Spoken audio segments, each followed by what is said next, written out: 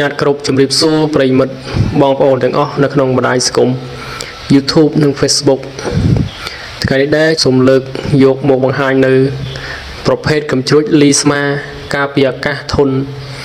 FN6 យកមកបង្ហាញជូនប្រិមិត្តបងប្អូនទាំងអស់ដើម្បីទស្សនាជាចំណេះដឹងខ្លះអំពីអាវុធប្រភេទនេះបើតាមឯកសារមានសំណួរមួយលើកឡើងថាតើហេតុអ្វីចាំបាច់ទិញកំជ្រួចប្រភេទនេះបាទមុននឹងយើងទៅដល់ចំណុចនេះអញ្ញាតអធិស្ឋានបងប្អូនទាំងអស់ដែលមិនទាន់បានចុច Subscribe សូមជួយចុចនិងសញ្ញារូបកណ្ដឹងដើម្បីទទួលបានវីដេអូថ្មីទៀតបាទអញ្ចឹងយើងទៅដល់ខ្លឹមសារបើតាមការសិក្សាគេរកឃើញថានៅសតវត្សឆ្នាំ80អត្រាយន្តហោះធ្លាក់ដោយសារកំជ្រួចប្រភេទនេះមានតែ 25% ប៉ុណ្ណោះដោយសារពេលនោះគេប្រើរ៉ាដាធម្មតាគឺគេចាប់យកសំឡេងដើម្បីកំណត់ទីតាំងល្បឿនហោះនិងកម្ពស់ហោះដូច្នេះមិនអាចចេញជារូបភាពឲ្យអ្នកបាញ់មើលឃើញច្បាស់នោះទេម្យ៉ាងទៀតយន្តហោះខ្ពស់ផុតពីរ៉ាដាឬហោះទៀបពេកក្រោមរ៉ាដាមិនអាចចាប់បានចំណែកកំជ្រួច FN6 គឺជាកំជ្រួចបាញ់គោលដៅពីបន្ទាត់ពី15ម៉ែត្រទៅ3800ម៉ែត្រពីផ្ទៃដីកំជ្រួច FN6 គឺជាកំជ្រួចលីស្មាការពារអាកាសប្រើកាំរស្មីក្រហមសម្រាប់នាំផ្លូវក្បាលគ្រាប់សម្ដៅគោលដៅផ្ទៃអាកាសវាផលិតឡើងនៅក្នុងប្រទេសចិនដោយក្រុមហ៊ុន Hengjing នៅឆ្នាំ1986ជាប្រភេទកំជ្រួចទំនើបបាញ់ពីផ្ទៃដីទៅអាកាសដែលគេប្រើពេញនិយមនៅលើទីផ្សារអន្តរជាតិកំជ្រួចប្រភេទ FN6 អាចមានបំពាក់កែវយឺតនៅពេលយប់បានន័យថាអាចមើលឃើញគោលដៅដើម្បីកំទេចគោលដៅផ្ទៃអាកាសនៅពេលយប់ដូចនេះគេត្រូវការព័ត៌មាន3គឺ1ចម្ងាយគោលដៅ2កម្ពស់ហោះរបស់គោលដៅនិងទី3ល្បឿនរបស់គោលដៅកំជ្រួច FN6 មានបំពាក់នៅប្រព័ន្ធរុករកគោលដៅដោយប្រើកាំរស្មីក្រហមជាពិសេសមានបំពាក់ឧបករណ៍ស្វែងរក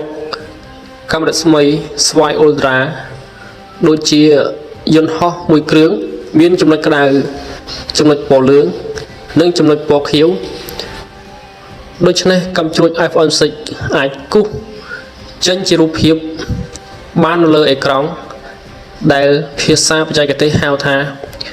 infrared imaging គឺរូបភាពកាំរស្មីក្រហមដោយសារបច្ចេកវិទ្យាបែបនេះធ្វើឲ្យកំជ្រួច FN6 មានអត្រាកំទេចគោលដៅបានដល់ 70% បានន័យថាបាញ់10គ្រាប់អាចកំទេចគោលដៅបាន7គ្រឿងបាទត្រង់ចំណុចនេះដែរគឺពិសេសមែនទែនគឺយើងចំណាយគ្រាប់តិចតែលទ្ធផលយើងកំទេចបានច្រើនបាទកំជ្រួច FN6 ផលិតឡើងជាពិសេសសម្រាប់គោលដៅហោះរយៈកម្ពស់ទាបក្នុងចម្ងាយ6គីឡូម៉ែត្រនិងកម្ពស់ 3.8 គីឡូម៉ែត្រកំជ្រួចនេះកំពុងដាក់ឲ្យប្រតិបត្តិក្នុងជួរកងទ័ពរំដោះប្រជាជនចិនហើយក៏មានប្រើប្រាស់នៅប្រទេសជាច្រើនដូចជាម៉ាឡេស៊ីប៊ុងក្លាដេសកាមេរូនកម្ពុជាសូដង់ណាមីបៀប៉ាគីស្ថានកាតាស៊េរីនិងប៉េរូផងដែរតាមបទពិសោធន៍ពីកំជ្រួច FN6 ប្រទេសចិនបានផលិតចេញជាប្រព័ន្ធកំជ្រួចលីស្មាការពារអាកាស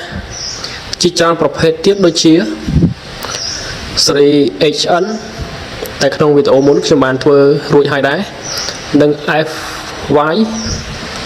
ក៏ដូចជាប្រភេទបំពាក់លើយានប្រយុទ្ធចម្ងាយខ្លីរួមមាន NF និង FB ជាដើម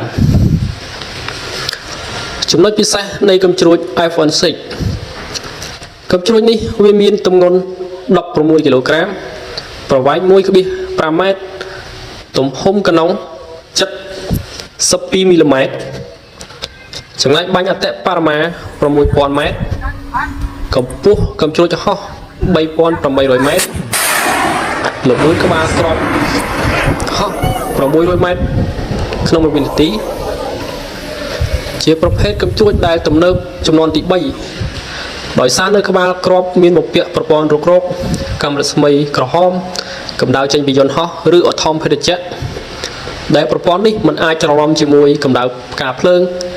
ដុំភ្លើងคล้ายៗដែលបាញ់ចេញពីយន្តហោះឬអថមភេទជ្ជៈកម្ដៅព្រះអាទិត្យនិងកម្ដៅបាញ់ចេញពីផ្ទៃដីឡើយប្រវត្តិកំទេចរបស់កំជ្រួច F16 ប្រទេសសេរីថ្ងៃទី25កុម្ភៈឆ្នាំ2013ពួកបះបោរក្នុងសង្គ្រាមស៊ីវិលបានប្រើកំជ្រួចនេះបាញ់កំទេចអថមភេទជ្ជៈធុនមី17នៅថ្ងៃទី18ខែសីហាឆ្នាំ2013ពួក ISIS ប្រើកំជ្រួចនេះបាញ់ទម្លាក់យន្តហោះ MiG-21 របស់កងទ័ពរដ្ឋាភិបាលសេរីប្រទេសអ៊ីរ៉ាក់ថ្ងៃទី10ខែតុលាឆ្នាំ2014ពួក ISIS បានបាញ់ទម្លាក់យន្តហោះ MiG-35 របស់ទ័ពអាកាសអ៊ីរ៉ាក់និងថ្ងៃទី8ខែតុលាឆ្នាំ2014មានការបាញ់ទម្លាក់ដោយកំជ្រួចដូចគ្នាទៅលើអូថមភេទជ្ជៈប្រភេទ Bell 407ថ្ងៃទី21ខែតុលាឆ្នាំ2015ពួក ISIS នៅអ៊ីរ៉ាក់បានបាញ់ទម្លាក់យន្តហោះ F16 មកពីប្រទេស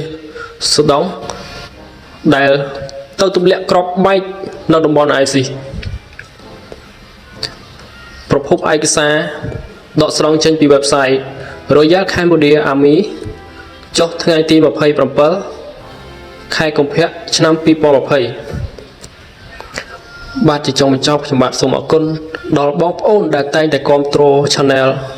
ហើយបងប្អូនក៏អាចបញ្ចេញមតិយោបល់ក្នុងន័យស្ថាបនាខាងក្រោមវីដេអូនេះបានផងដែរសូមមានសំណាងល្អគ្រប់ក្រុមគ្រួសារសូមអរគុណសូមជម្រាបលា